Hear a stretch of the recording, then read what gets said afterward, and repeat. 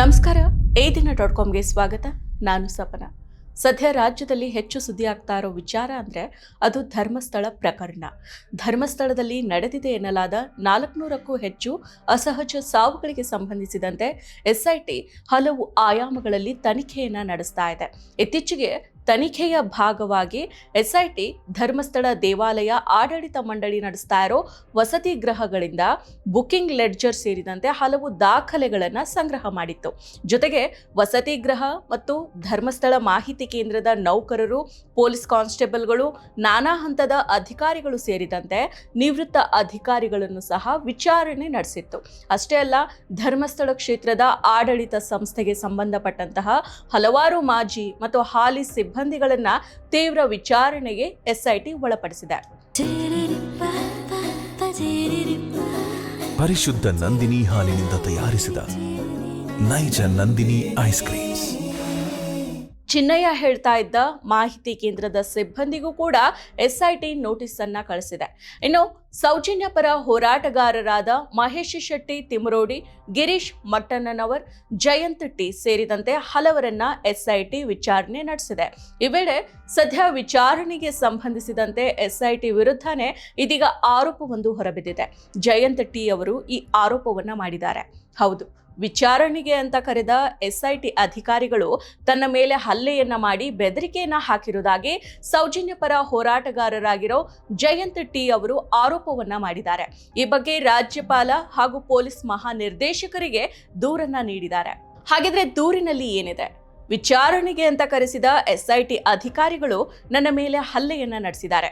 SIT ಅಧಿಕಾರಿಗಳಾದ Jitendra ದಯಾಮ್, Simon, Manjunath RJ, Manjunath Gowda ಹಾಗೂ ಗುಣಪಾಲ ಸೇರಿ ನನಗೆ ಬೆದರಿಕೆಯನ್ನ ಹಾಕಿದ್ದಾರೆ.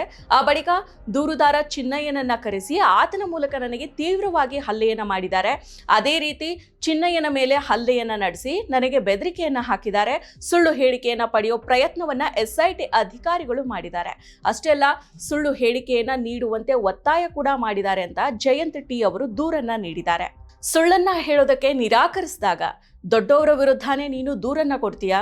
ನಿನ್ನನ್ನ ಹಾಗೂ ನಿನ್ನೊಂದಿಗೆ ಇರೋರನ್ನ ಜೈಲಿಗೆ ಹಾಕದೆ ಬಿಡೋದಿಲ್ಲ ಅಂತ ಬೆದರಿಕೆಯನ್ನ ಹಾಕಿದ್ದಾರೆ ಅಂತ ಜಯಂತ್ ಅವರು ಆರೋಪ ಮಾಡಿದ್ದಾರೆ. ಅಧಿಕಾರಿಗಳ ಹಲ್ಲೆಯಿಂದ ಗಾಯಗೊಂಡಿರೋ ಜಯಂತ್ ಟಿ ಅವರು ಉಜಿರೆಯ ಖಾಸಗಿ ಆಸ್ಪತ್ರೆಯಲ್ಲಿ ಚಿಕಿತ್ಸೆ ಪಡಿತಾ ಇರೋದಾಗಿ ತಿಳಿಸಿದ್ದಾರೆ.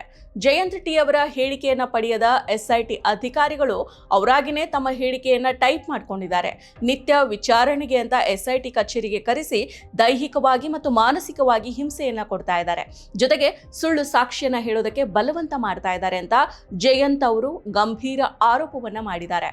ಎಸ್ಐಟಿಯಿಂದ ತನಗೆ ಬೆದರಿಕೆ ಇದ್ದ ಕಾರಣ ನ್ಯಾಯಾಲಯದಿಂದ ತಾತ್ಕಾಲಿಕ ತಡೆ ಲಭಿಸಿದ ಬಳಿಕ ಇದೀಗ ದೂರನ್ನ ನೀಡಿದ್ದೇನೆ ಅಂತ ಜಯಂತ್ ಟಿ ಅವರು ತಿಳಿಸಿದ್ದಾರೆ.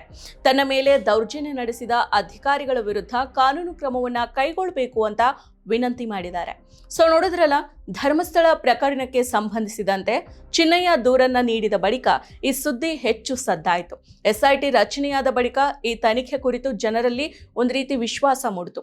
ಈ ವಿಶ್ವಾಸದ ಹಿನ್ನೆಲೆ ಧರ್ಮಸ್ಥಳ ಗ್ರಾಮದಲ್ಲಿ ಕಾನೂನು ಬಾಹಿರವಾಗಿ ಮೃತದೇಹಗಳನ್ನ ಹೂತು ಹಾಕಿದ್ದಾರೆ.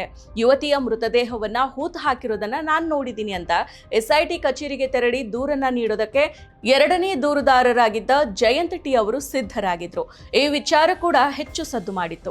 ಆ ಬಳಿಕ ಜಯಂತ್ ಟಿ ಅವರು ಬೆಳ್ತಂಗಡಿಯ ಎಸ್ಐಟಿ ಕಚೇರಿಗೆ ದೂರನ್ನ ಕೊಡೋದಕ್ಕೆ ಹೋದಾಗ ಎಸ್ಐಟಿ ಅಧಿಕಾರಿಗಳು ಅವರನ್ನ ಈ ಪ್ರಕರಣದ ಬಗ್ಗೆ ಧರ್ಮಸ್ಥಳ ಠಾಣೆಗೆ ದೂರನ್ನ ಕೊಡಬೇಕು ಅಂತ ಸೂಚಿಸಿದ್ರು. ಅದರಂತೆಯೇ ಎರಡನೇ ದೂರುದಾರ ಜಯಂತ್ ಟಿ ಅವರು ಧರ್ಮಸ್ಥಳ ಠಾಣೆಗೆ ತೆರಳಿ ದೂರನ್ನ ಕೊಟ್ಟಿದ್ರು. ದೂರನ್ನ ನೀಡಿದವರ ಮೇಲೆ ಎಸ್ಐಟಿ ಅಧಿಕಾರಿಗಳು ಹಲ್ಲೆಯನ್ನ ಮಾಡ್ತಾ ಇದ್ದಾರೆ ಅನ್ನೋ ಆರೋಪ ಗಂಭೀರವಾಗಿರೋದು. ಮುಂದೆ ಏನಾಗುತ್ತೆ ಕಾದ್ ನೋಡ್ಬೇಕಿದೆ.